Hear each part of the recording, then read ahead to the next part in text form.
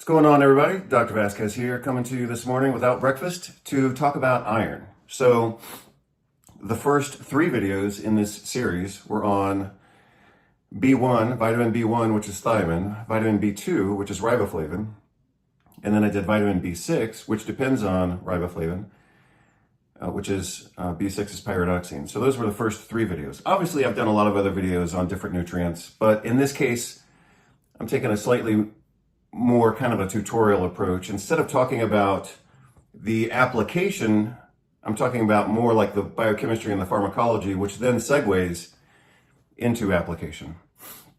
So that's kind of how I think about it. So this will be video number 4 in the series, and I'm just slightly changing the topic, going from vitamins to minerals. I could talk about selenium and zinc in the same conversation, but I'm going to start with iron, and we'll see how long that goes. And if it's really short, then I'll talk about zinc and selenium as well, or magnesium or whatever. So again, the topic right now is iron. Also, more or less, within each of these videos, I talk about a topic. In this case, I'm going to talk about iron. But as I think any good professor would do, I always connect it with something else. Whether that's another clinical topic, something else in biochemistry, or kind of a teaching concept, so to speak. And so the teaching concept that I'm also demonstrating in these videos is what we call, or what I call, declarative knowledge. And so as I used to teach my students, and to some extent the professors that worked within my program, one of the things I emphasized was what I call declarative knowledge. And that contrasts with familiarity. So a lot of educational programs are based around a level of knowledge that's nothing more than familiarity. And that's why they use multiple choice exams.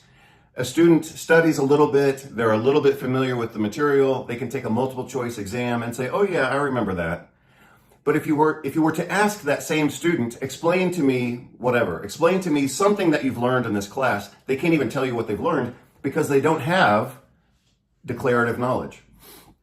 So as I said in my conference presentation back from 2013, knowledge that actually works for you or works for me is what we actually know and we can explain and we've memorized and we can share with other people. So if I'm talking with a patient or a student and I have to explain, look, this is what iron does and this is why it's important and these are the lab tests that we do and this is why this is crucial. You have to know this or we have to do this test or whatever. Again, that's declarative knowledge.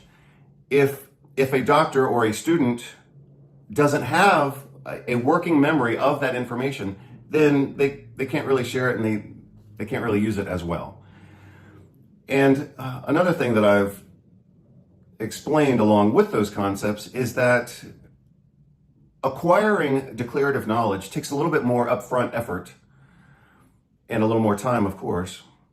But in the long haul, over the course of a career of teaching or working with patients or whatever, it actually saves time because I don't have to look stuff up, right? I know it, I've memorized it, I understand it, I can draw it out, I've got the structure. I have that knowledge. I'm the owner of that information. And as such, I can apply it throughout my career or in whatever situation, and I don't have to look it up every time. You know, like for a lot of us, of course, when we're starting out in clinical practice or still kind of in the learning process, we have to look stuff up all the time. Or we can just ignore it and fake it and pretend that we know what we're talking about. But if you don't want to fake it, and you don't want to just pretend, then you actually have to know stuff. And you either have to reference a book every time you want to know something, or you commit certain things to memory, and then you can carry it with you wherever you go. And I think that that's more efficient in the long haul. So yeah, it takes a little bit of time up front to understand things and put them into a structure. You know, I'm a big fan of structure.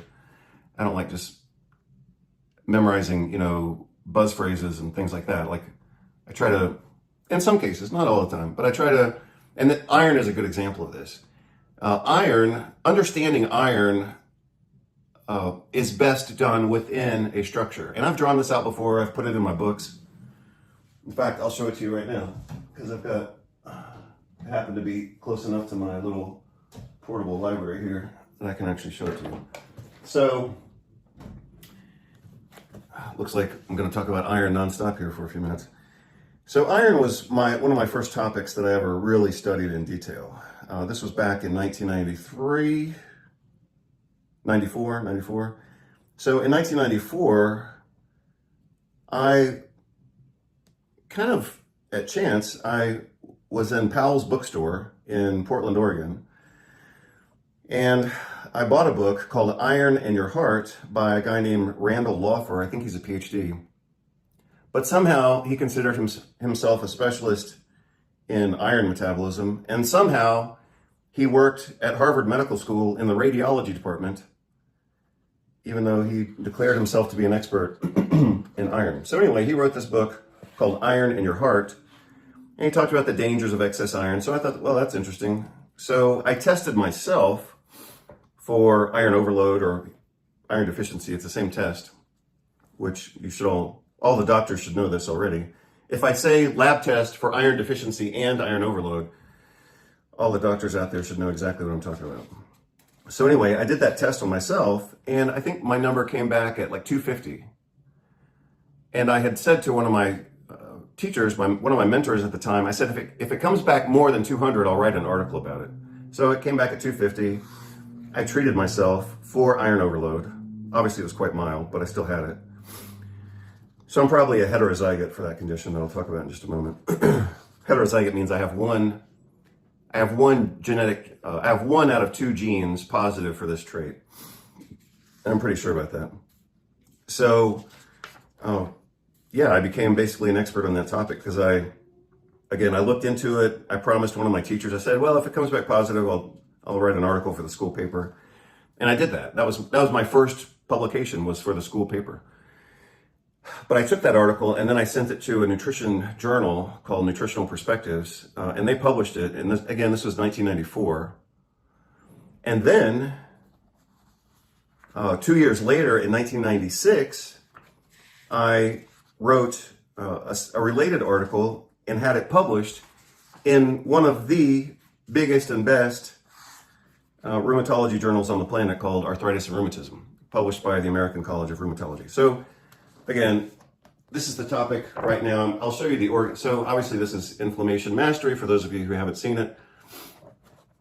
And in chapter 1, I talk about essential laboratory tests and essential concepts. And so you can see here, I believe you can see, yeah, it says I have to read it in reverse. Iron overload and genetic hemochromatosis. That's what we're talking about right now. So, like I said, this was my first pet project. And so here, I just talk about iron overload. I'm getting to the diagram in just a moment. As I said before, iron is really easy to think about in a structured manner because it is a progressive gradient of disease. And you can see here this diagram. I've put this on the website before, but I'll integrate it in with this video so you can see. So this is basically the management algorithm for iron overload based on iron status. And these are radiographs of people with too much iron. So this is called hemochromatoic arthropathy. You can see it here in the shoulder, you can see it here in the knee, you can see it here in the hands, and you can see it here in the spine. Now, for all of you medical doctors out there, and all of you chiropractic radiologists and naturopathic internists and everybody else who's out there, the quiz question for the doctors and nurse practitioners and physician assistants and all of you out there who are seeing patients. The question that I would have for you is, which one of these is diagnostic? So one of these images, spine, knee, shoulder, and hands, one of these images is actually diagnostic of hemochromatosis. So I used to teach I used to teach rheumatology, but I also used to teach radiology. And so here's your quiz question. Which one of these is specific for hemochromatosis? I'll let you think about that for a minute. Let me see if we have anything else to add here. So anyway, like I said, 1994, I found this book by chance at Powell's bookstore in Portland, Oregon. I read it. I said, well, I'll do the test and see where I am. If it comes back positive, I'll write an article for the school paper. and then I published that in the school paper. Obviously not a big hurdle, but then I published it in a nutrition magazine called Nutritional Perspectives. That was my first like big publication, so-called. At least for me, you know, I was only 23 years old or something like that. But then 2 years later, I published that in a big ass medical journal called Arthritis and Rheumatism, published by the American College of Rheumatology. And in fact, this was such a coup. I was actually correcting their guidelines. So here I was, 24. By that time, I was 24 years old. And I, as a chiropractic student, was correcting the guidelines published by the American College of Rheumatology, saying, hey, you guys screwed this up, and I'm going to show you what's up. So that's what I did. Okay, so before I get into drawing this out, I'll show you the pictures one more time. Which one of these pictures is diagnostic of hemochromatosis? Is it the shoulder? No. You're just looking at an osteophyte there. That's not specific. Is it the knee? No. You're just looking at chondrocalcinosis. Same thing with the spine. You got a little bit of chondrocalcinosis in the disc. No, it's not ankylosing spondylitis, even though it can kind of look like ankylosing spondylitis. It's not that.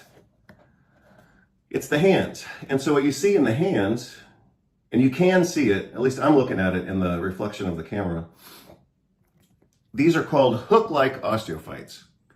And that is diagnostic of hemochromatosis. They are pointing proximally, and you only see that with hemochromatosis. With rheumatoid arthritis, according to what was told to me by one of my radiology professors in chiropractic college, in rheumatoid arthritis, those patients can also have hook-like osteophytes, but they point distally. They don't, yeah, that's right. They point distally, they don't hook proximally. So that's the difference. So that was your radiology lesson for the day. So let's get into iron. So when we talk about iron,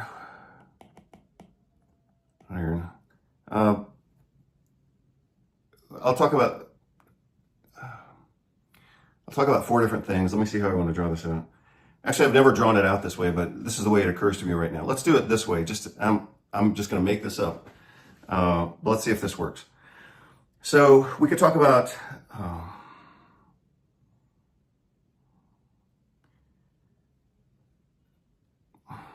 sorry, I think I want to do my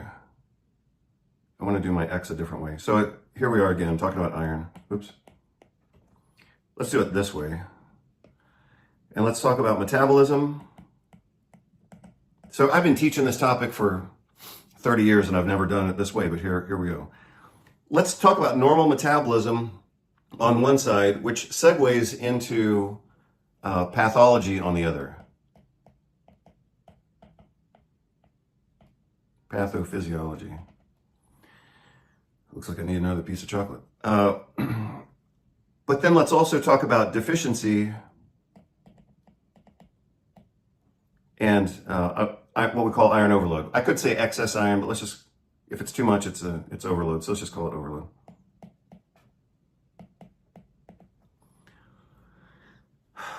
In normal metabolism, what are the functions of iron in the body? It acts as a cofactor for enzymes. Specifically, and I'm going to separate this out even though it could be under cofactor. For example, iron is necessary for the production of the neurotransmitter dopamine. It's also necessary for the metabolism of thyroid hormones. So I'll just write that there. So a person could feel and function like they're hypothyroid just because they don't have enough iron. And that definitely happens. And relatedly, if a person is iron deficient and therefore not creating dopamine, they could end up with hyperprolactinemia, or at least a physiologic hyperprolactinemia, just because they're not able to produce dopamine to turn off their prolactin production. So iron functions as a cofactor, and then what? It's also integrated into the molecule that we all know of hemoglobin. So like I said before, a lot of proteins are globular proteins, and I'm just going to draw a blob. Let's just say that's hemoglobin. In the middle of that hemoglobin, we have iron represented by Fe. And depending on the charge, whether it's +1, +2, or +2 or +3, I believe, that determines the attraction of that iron with oxygen. And of course, we want hemoglobin to carry oxygen. But if that hemoglobin gets poisoned by a drug or carbon monoxide, for example, then it's not going to carry oxygen, and the patient is going to either be impaired or they're going to die. So again, iron can function as a cofactor in an enzyme, but it can also be part of the structure, in this case of hemoglobin, for hemoglobin to carry out its physiologic function, which is carrying oxygen and then carbon dioxide. So what else? The other important thing that I think of is iron is necessary for proper functioning of mitochondria, electron transport chain. And this is very important because one of the pathophysiologic roles of iron is oxidative stress or reactive oxygen species production. So free radicals. I could put free radicals there. Free radicals, oxidative stress, reactive oxygen species. Those are produced in proportion to the body burden of iron. However, if a person doesn't have enough iron, then their electron transport chain will not function. They will, therefore, by definition, have mitochondrial dysfunction, and they will actually produce more free radicals. So a deficiency of iron also can cause an excess of free radicals, oxidative stress, and reactive oxygen species. That's the work of Bruce Ames. He's the one who showed that. So that's important. What else? So this is why we need to be iron sufficient in order to sustain proper metabolism. If a person, like I said before, if they have too much iron, then they're going to end up on the right side of the screen here, and that's a problem. So this is, let's say that this is sufficiency here in the middle. We'll call this sufficient. This is over here on the left side is normal to deficient. If a person is deficient, they're not going to produce dopamine, they're not going to metabolize thyroid hormones, they're not going to have enough iron in their hemoglobin, so they're going to be anemic and they're going to feel fatigued and tired and depressed. And their electron transport chain is also not going to function. If a person has too much iron, so they're over here kind of iron overloaded, then that's too much free radicals, too much oxidative stress, too much reactive oxygen species, and that causes tissue damage, premature aging, and fibrosis. So that's why these patients who have too much iron end up with congestive heart failure, diabetes, and liver disease, among other problems, or just an increased risk for diabetes and cancer. And now, Parkinson's disease and maybe Alzheimer's.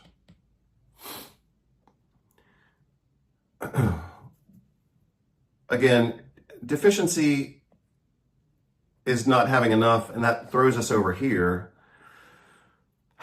And iron overload is more represented on this right side, right upper side.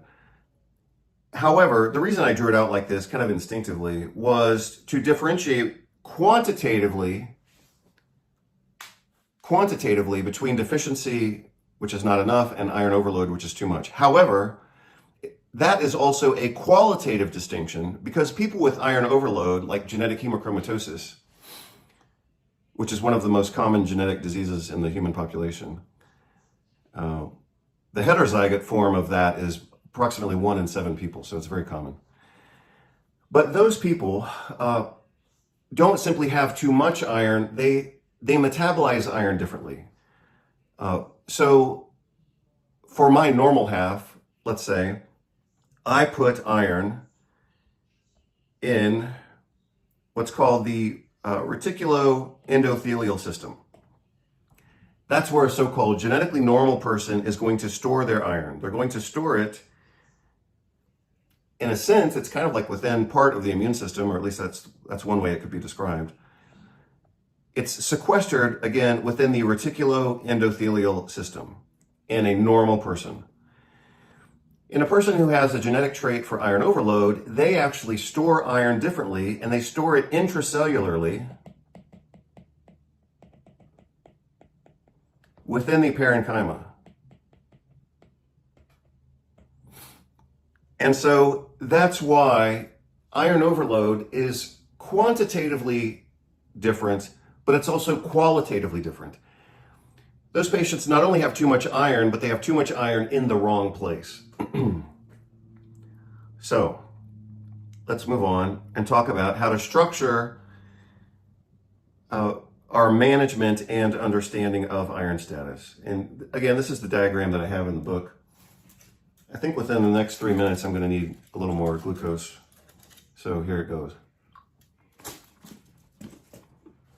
So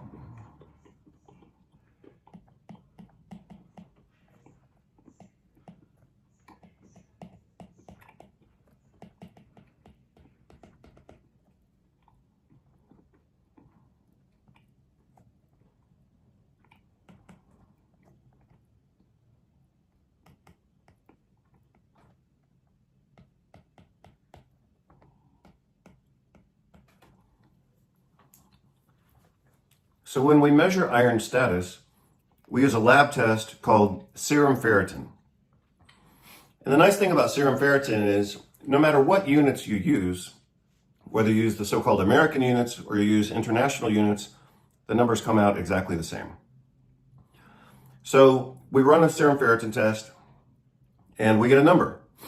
If the number is below 40, that person is at risk of deficiency.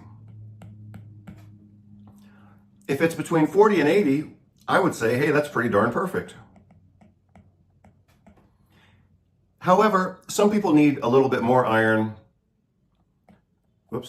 Some people need a little more iron. And so if it's between 80 and 120, I would say that that's okay.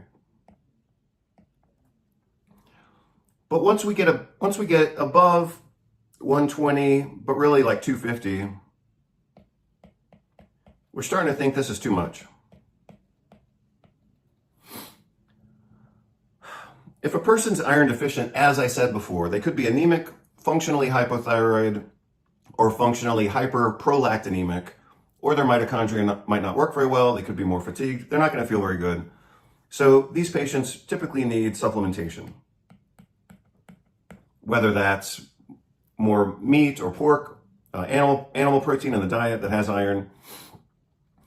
Animal protein also typically has, obviously, certain fatty acids from animal sources like stearic acid, and stearic acid actually promotes the absorption of iron.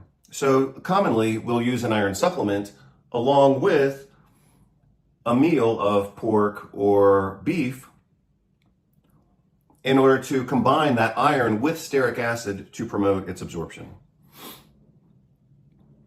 Vitamin C also promotes the absorption of iron, and calcium and egg protein and tea, those food sources block the absorption of iron. So again, if we want to promote iron absorption, we use stearic acid from fatty acids, the fatty acids found in land animals like lamb, pork, beef.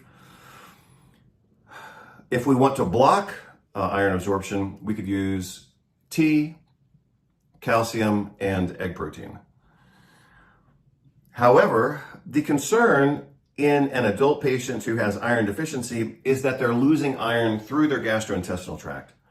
So the way that we say that in a strictly clinical sense is that all adult patients who have iron deficiency have to be screened for gastrointestinal cancer,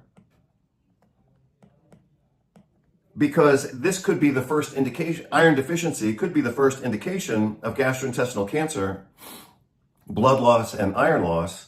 And it doesn't matter who the patient is or what their profile is or anything else. So if you have, let's say you have a 50-year-old man with iron deficiency, you're damn right. That is gastrointestinal cancer until proven otherwise. they have to get endoscope, they have to get a colonoscopy, they have to get usually colonoscopy first and then upper endoscopy second. But iron deficiency in an adult male is colon cancer until proven otherwise. And if it's not colon cancer, then you have to look for upper GI cancer. That is the standard of care. That is life or death for patients, and that's professional life or death for doctors. So that is a malpractice lawsuit waiting to happen. And it's indefensible. Like, if a doctor sees a male patient with iron deficiency and they don't follow that up, and it turns out to be whatever, it turns out to be colon cancer, that doctor has no defense whatsoever. No defense whatsoever. They are guilty and they will lose the suit. Between 40 and 80, I would say that's pretty much perfect. Above 80, according to, I believe his name is Jerome L. Sullivan,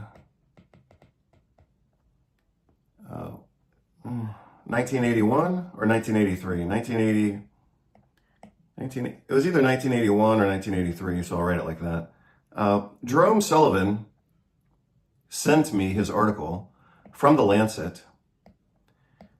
He sent me this article in 1996, but he had published it in, I think, 1983, let's say. It could have been 1981. He published an editorial or a commentary in The Lancet, and the title of that article was Iron and the Sex Difference in Heart Disease. And what Jerome showed back then is that once the ferritin level gets above 80, then we see an increased risk for cardiovascular disease. So that's why I say between 40 and 80 is pretty perfect.